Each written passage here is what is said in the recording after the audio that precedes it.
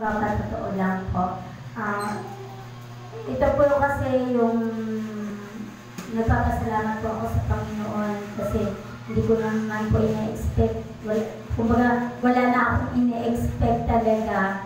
Basta yung ginawa ko, yung pinagpapasalamat ko po na nakasama ako doon sa nominee ng outstanding teacher sa Signal, sa SBS po. Dahil hindi naman po talaga ako nag-expect. Kaya nga lang time na si Ate G, iniremind ako, sis, mag-submit ka. Tapos yung ninang ko, si Ninang Beth, si Ate Medal na, mag-submit ka. Basta manomini ka lang, okay. Kumbaga ako, sige, submit na ako, pero wala po ako ini-expect. Kasi nga sabi ko, hindi naman ganun kadali.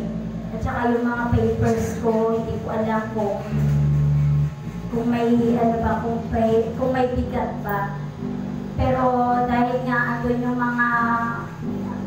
mga taong concerns na, sige, sumunod na lang po.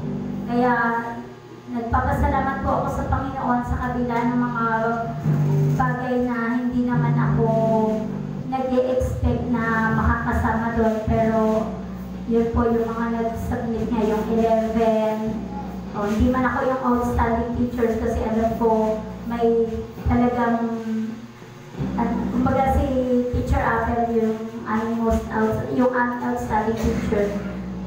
At least po yung makasama ako doon. Kaya maraming salamat po sa Panginoon.